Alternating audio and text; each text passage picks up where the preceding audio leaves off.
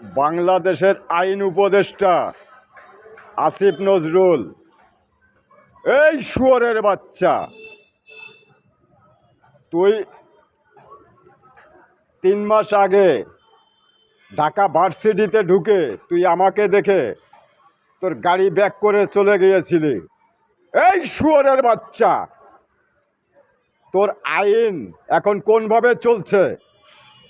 শুয়োরের বাচ্চা, তোর পলাবারও পথ থাকবে না, মাটির নিচে গিয়েও ঠাঁই পাবি না। শুয়োরের বাচ্চা, তুই যদি 42 হাত মাটির নিচেও থাকিস, তোকে খুঁজে বের করব।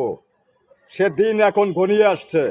মনে রাখিস, আমরা বঙ্গবন্ধুর সৈনিক, শেখ হাসিনার কর্মী। এই শুয়োরের বাচ্চা, আমাদের বাদ দিয়ে তুই এই বাংলার মাটিতে রাজনীতি করবি, আর ওই জামাতে ইসলাম আর এই বিএনপি মানে সমন্বয়কদের, এই শুয়োরের বাচ্চা চাঁদাবাজদের নিয়ে তুই রাজনীতি করবি।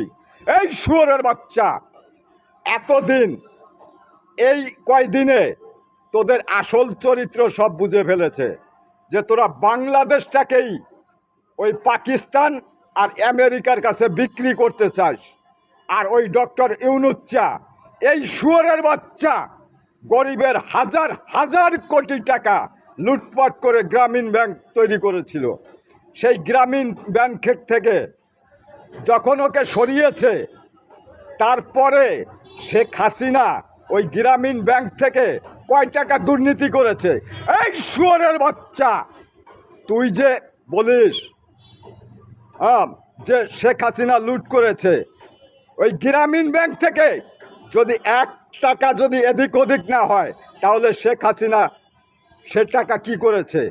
এই টাকা শেখ হাসিনার ভারতে যাওয়ার পরে সমস্ত কারফু দিয়ে সমস্ত ব্যাংক লুট করে হাজার হাজার মানুষের নামে বস্তায় বস্তায় টাকা দেখিয়ে সে টাকা লুটপাট করেছিস।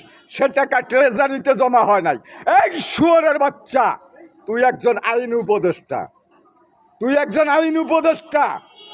যদি টাকা বা কোনো রিকভারি ব্যাংকে মানে কোর্টে জমা না হয়, রিকভারি যদি জমা না হয়, তাহলে সে টাকা কোথায় গেল? তুই খেয়েছিস, আর ওই ডক্টর ইউনূস আর ওই সমন্বয়করা।